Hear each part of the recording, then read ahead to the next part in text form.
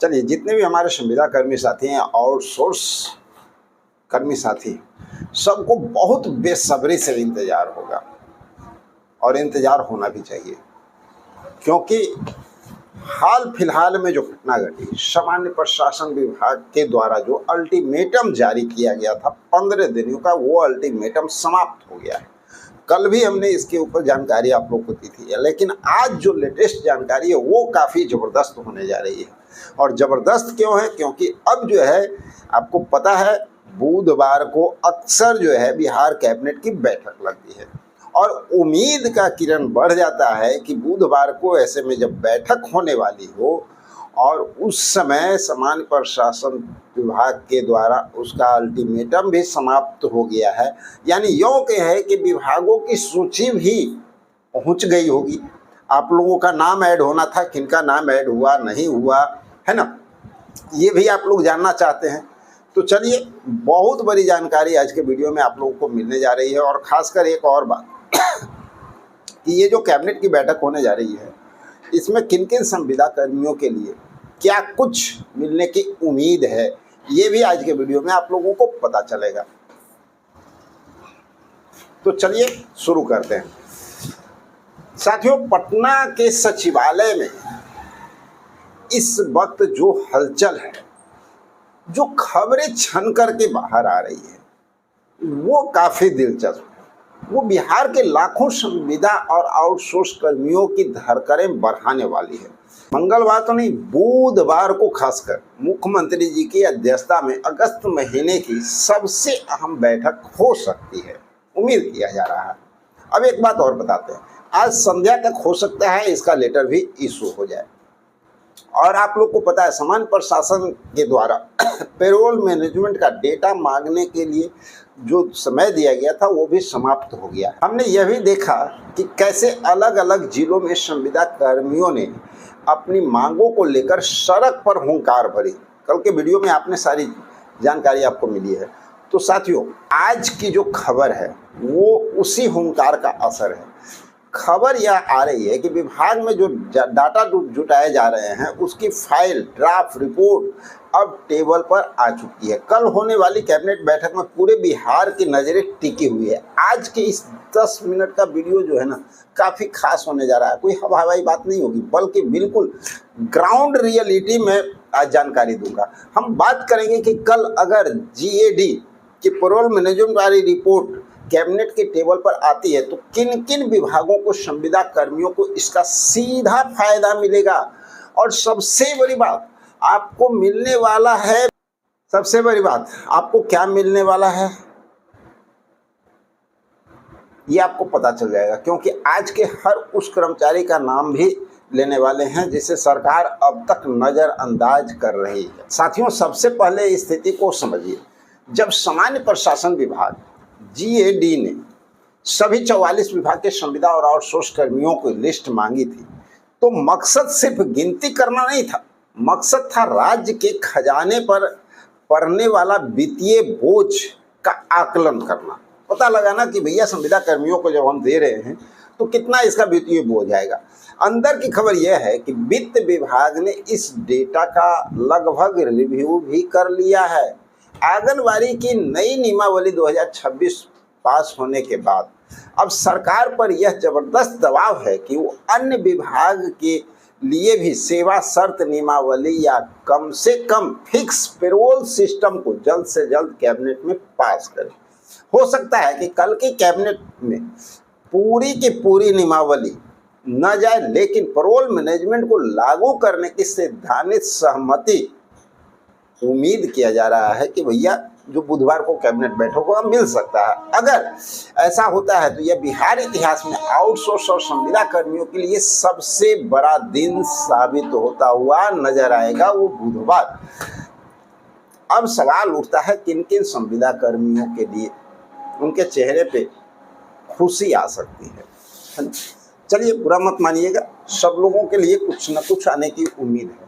जब payroll management का पिटारा खुलेगा तो इसमें इसके लिए क्या निकलेगा, किन के लिए क्या निकलेगा। सरकार के पास जो लिस्ट गया है अभी तक, उसमें बिहार के उस हर एक कर्मचारी का नाम है जो सरकार का काम तो कर रहा है लेकिन उसे सरकारी सुविधा नहीं मिल रही है।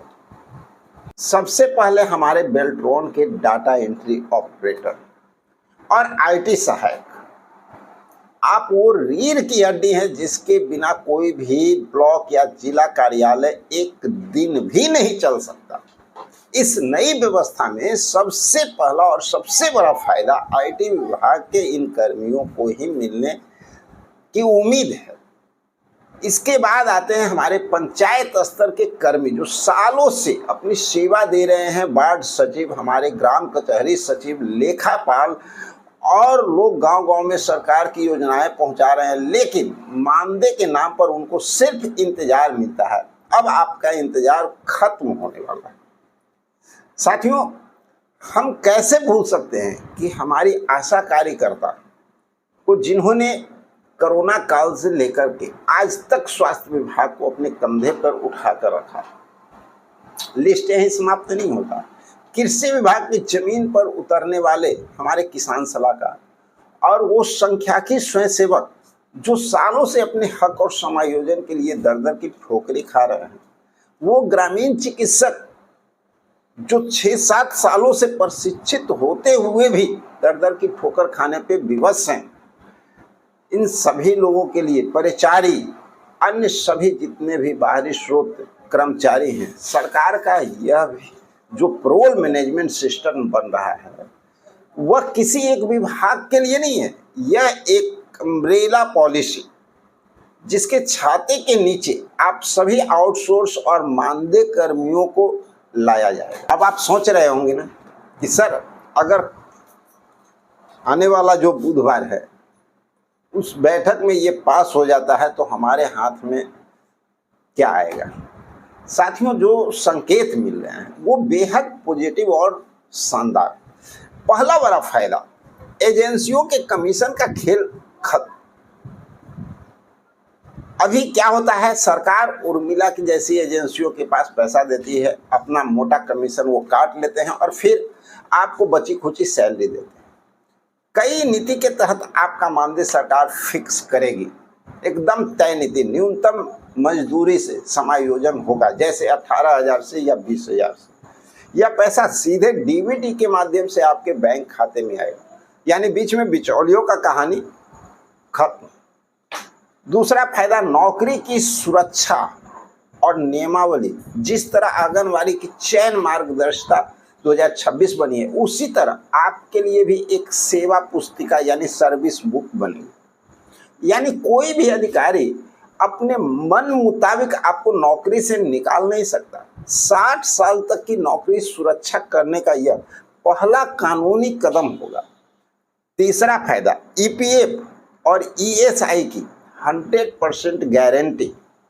आपका जो पैसा पीएफ के नाम पर कटता था और जमा होता था, अब वो सीधे सरकारी निगरानी में आपके खाते में जाएगा। आपको स्वास्थ्य बीमा का पूरा लाभ मिलेगा। दोस्तों, यह जो कुछ भी हो रहा है यह कोई चमत्कार नहीं है। यह आपकी उसी एकता और आपके उसी आंदोलन और सड़कों पर बहाए गए पसीने का नतीजा है। सरकार जानती है चुनाव से पहले वो आपको 3 से 4 लाख कर्मचारी और आपके परिवार की नाराजगी तो भैया अपने पल्ले नहीं पालना चाहती। उसे पता है कि कल क्या होगा।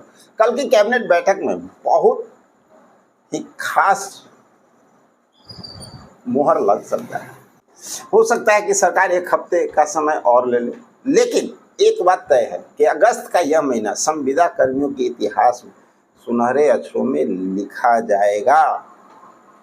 अब आप मुझे कमेंट करके बताइए, मैंने आज जिन जिन विभागों और पदों का नाम लिया, जैसे वार्ड सचिव, किसान सलाहकार, परिचारी, संख्याकी स्वयंसेवक, आईटी सहायक, आप उनमें से किस पद पर कार्यरत हैं और क्या आप भी कल की यानी बुधवार की बैठक में मानदेय फिक्स होने की उम्मीद कर रहे हैं?